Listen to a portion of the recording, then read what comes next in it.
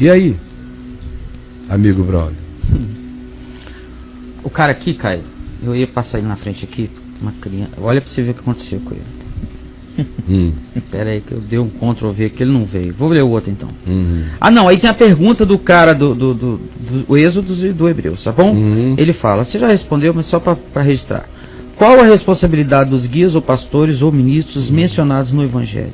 Deus responsabiliza-os pelas vidas dos outros? Essa é a pergunta. Aí tem outra aqui. Caio, eu já ouvi essa coisa que Deus me chamou para ser pastor.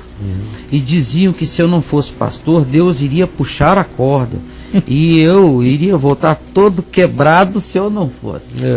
E ser pastor é ser um profissional da religião.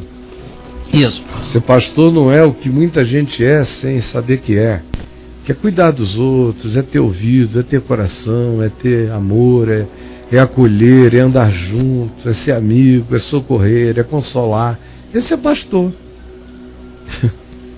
É pastor segundo Deus. Ser pastor é um dom, não é uma função.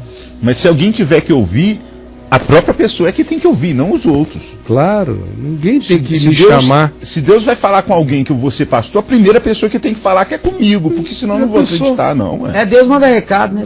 Falou comigo isso? que é pra você. Que é pra você. Aí o cara diz, poxa, eu não tô sentindo nada, não gosto disso, nunca quis, mas... E é assim que muita gente foi. É assim chamado, que né, muita cara? gente foi chamada e foi coagida, não é chamada, foram coagidos ao ministério. Caião, tem outra coisa em cima dessa mensagem dele. Ele fala assim, quando falam isso, dá a impressão da obrigação de ser pastor. E se não for a cobertura de Deus, se não for, a cobertura de Deus não estará sobre mim. E assim irei me ferrando todo. E depois, lá na frente, serei pastor. Isso dá um medo enorme, assombroso de seguir outra carreira. Aí ele conta o caso dele específico. Coitado. Ouvi isso quando eu era pequeno. E eles diziam para mim, para Deus não tem idade para ele usar. E ainda um pastor me mostrou um vídeo de uma menina pregando, uma criança, e me perguntou, você acha que é pequeno ainda para Deus te usar? É uma pressão enorme que eles põem em mim. O garoto deve ser bom de fala desde pequeno, deve Cheio ser um de menino conversa, jeitoso, cheio de comunicabilidade, porque se fosse um tímido ali, ninguém ia perder nem tempo com ele. Não, porque ele tinha essa comunicabilidade, bem relacionado, carisma na igreja e tal, quiseram fazer dele um piruzinho de festa, como eles fazem toda hora. Qual é a igreja que não gosta de ter um monte de anomalias? O menor pregador do mundo, o menor... o mais curto, circo de horror, o ex não sei o que, um monte de ex, é um panteão.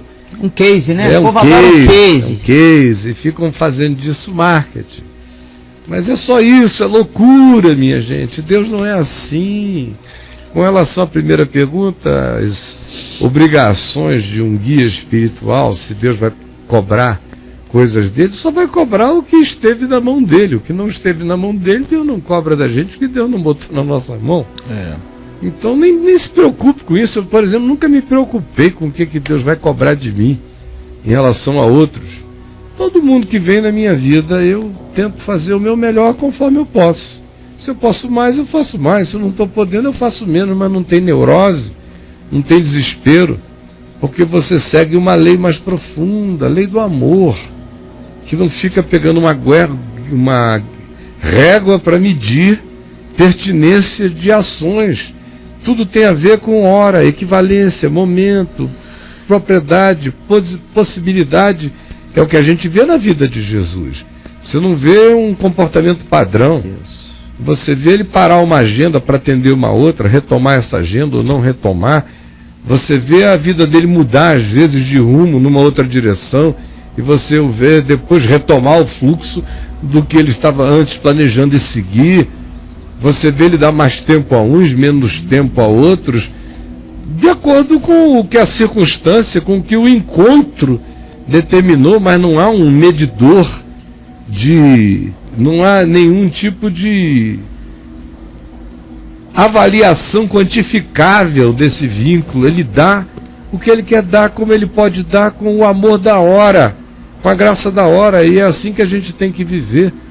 A vida com Deus e a vida com o próximo. O que passa disso é religião, o que passa disso é paranoia, o que passa disso é doença, gente. Entenderam? Sim. É ou não é? É isso aí, Caião. E aí?